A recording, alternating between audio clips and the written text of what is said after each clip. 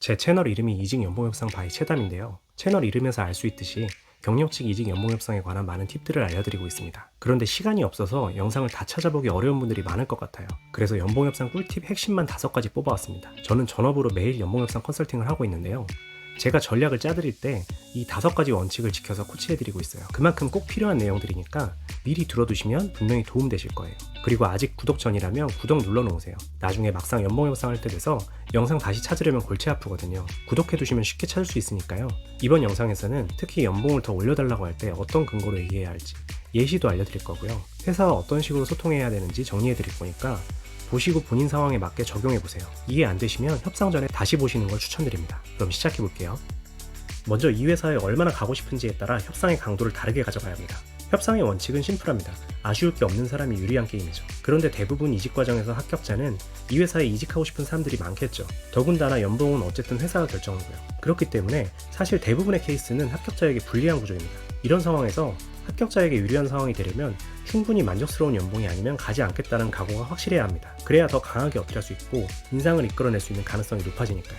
그런데 이런 분이 별로 많지가 않습니다. 이번 기회에 반드시 이 회사로 이직을 해야 하는 분이라면 이렇게 강하게 어필하는 게 가능할까요? 이건 위험한 행동입니다. 협상 결렬이 되면 너무 치명적이죠. 기회를 잃게 되니까요. 이럴 때는 근거를 잘 정리해서 추가 재검토를 부탁하는 톤으로 회사와 소통해야 합니다. 결국 중요한 건 내 이직 상황에 대한 정확한 이해를 바탕으로 협상 전략을 짜야 한다는 건데요. 연봉을 잘 받으면 당연히 좋겠지만 그 외에 다른 가치들도 중요하기 때문에 이직을 꼭 해야 한다면 협상은 좀 부드럽게 하면서 입사일이나 다른 조건들을 얻어내는 방법도 있습니다. 반대로 현재 직장에 큰 문제가 없는데 이직을 해야 하는 상황이라면 괜찮은 연봉을 받고 가야 합니다. 이직이라는 게 사실 어떤 상황이 펼쳐질지 모르는 건데 그만큼의 큰 리스크를 안고 가는 거라면 그에 대한 합당한 보상이 있어야 나중에 후회하지 않을 테니까요. 그래서 이런 상황을 고려해서 자신만의 마지노선 금액을 마음속으로 생각해 두시는 것이 좋습니다.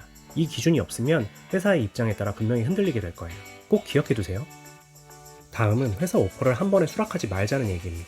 무조건 수락하지 말라는 얘기가 아닙니다. 충분히 만족스럽다면 예를 들어 전 직장 대비 15에서 25% 정도의 인상률이라면 바로 수락하셔도 괜찮습니다. 하지만 거의 대부분은 첫 번째 제안에서 만족스러운 금액을 주는 회사는 없습니다. 그렇기 때문에 바로 오케이 하지 말고 한 번 정도는 역제안을 해보시는 게 좋습니다. 이런 말씀 드리면 이렇게 걱정하세요. 역제안했다가 채용 취소나 협상이 결렬되면 어떡하나요? 제가 확실히 말씀드릴게요. 한 번 재검토 요청했다고 해서 채용을 취소하는 경우는 거의 없습니다. 이건 수백 번 컨설팅 해본 저보다 더 잘 아는 사람은 없을 거예요. 회사 입장에서 역제안하는 게 속으로 마음에 안 들 수는 있습니다. 그렇다고 기분 나쁘다고 채용을 취소할까요? 아니요, 인사팀은 그렇게 감정적으로 대응하지 않습니다. 더 올려주기 싫으면 그냥 첫 제안을 받을지 말지 결정해라 라고 하면서 받으면 좋고 아니면 마는 거지 이렇게 생각하죠. 감히 회사에 그런 얘기를 해? 하면서 채용을 끝내는 경우는 거의 없습니다. 다만 작은 회사나 스타트업 3년차 이하의 주니어급 분들은 약간 조심할 필요는 있어요. 그 외의 경우에는 걱정하실 부분이 아닙니다. 이렇게 역제안을 했는데 회사가 안 들어주면 어떡하냐고요?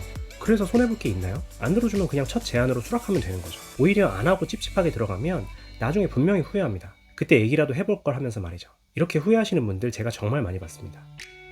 다음은 추가 인상 근거에 대한 부분입니다. 더 올려달라고 그냥 얘기하는 건 생각 없이 조르는 것이나 다름없습니다. 근거가 있어야 됩니다. 어떤 내용을 담아야 할까요? 이직을 함으로써 내가 포기해야 하거나 감당해야 하는 내용을 연봉 인상의 근거로 어필해야 합니다. 이것이 숫자로 표현될 수 있는 내용이면 더 좋고요. 숫자로 얘기하기 어렵더라도 정성적으로 풀어내셔도 괜찮습니다. 다만 정성적인 부분에 대해서는 이해가 다를 수 있기 때문에 숫자로 얘기할 수 있는 부분을 더 강조하거나 앞순위에 배치하는 게 좋습니다. 예를 들어 볼게요. 정량적인 부분에서는 포기해야 하는 성과급을 언급하셔도 됩니다. 성과급을 받을 시점이 이직 시점과 가까울수록 더 좋습니다. 당장 다음 달에 성과급 지급 예정인데 지금 너네 회사에 합류하면 수백만 원의 성과급을 포기해야 하니 이 부분을 감안해달라고 하시는 거죠. 그 외에 현 직장 임금 인상률이 높은 편이라면 이걸 언급하면서 미래소득을 고려했을 때 차이가 안 나거나 오히려 역전될 수 있다고 하셔도 됩니다.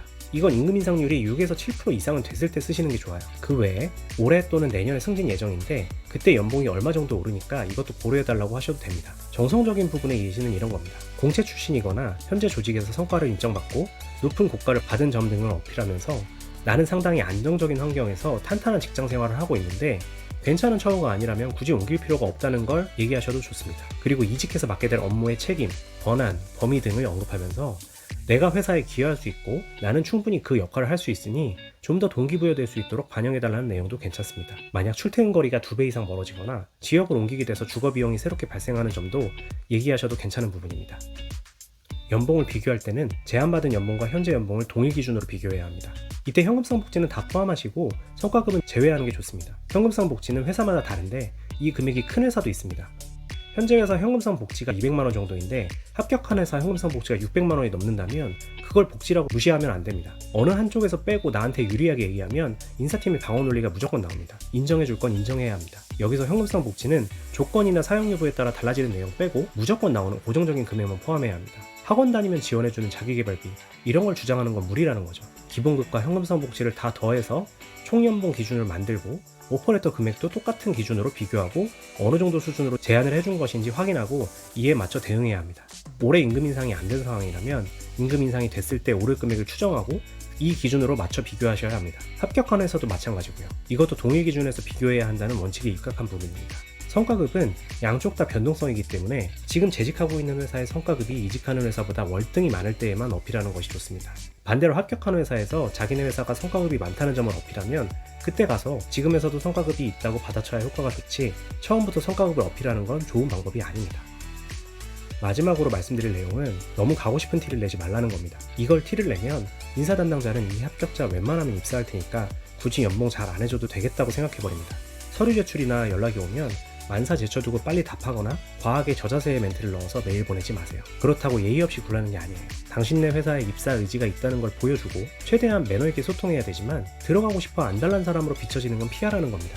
전화가 오더라도 전화상으로 논쟁하거나 즉시 답하지 말고 생각해보고 연락하겠다 하고 끊어도 됩니다. 그 자리에서 바로 답을 안 해도 무슨 일이 안 생깁니다. 그리고 궁금한 건 다 물어보세요. 질문을 하고 꼼꼼하게 체크하는 사람이라는 인상을 심어주는 것도 이 후보자가 만만하지 않은 사람이라는 걸 인식시켜주는 액션입니다. 그리고 내 상황에서 어려운 부분이 있으면 그 사정을 설명하면 대부분 이해해줍니다. 예를 들어서 연봉계약서를 달라고 했는데 이걸 구하기 힘든 상황이라면 사실대로 얘기하면 다른 대안을 알려줄 거예요. 입사일도 무리하게 원하는 대로 맞춰주지 말고 인수인계 기간과 같은 사유가 있으면 얘기하세요. 안 되더라도 무조건 맞춰줄 필요는 없습니다. 이 모든 게 혹시 인사팀에 따르지 않았다가 안 좋게 보거나 채용이 취소되면 어쩌지 하는 불안감에서 발생하는 걸 텐데요.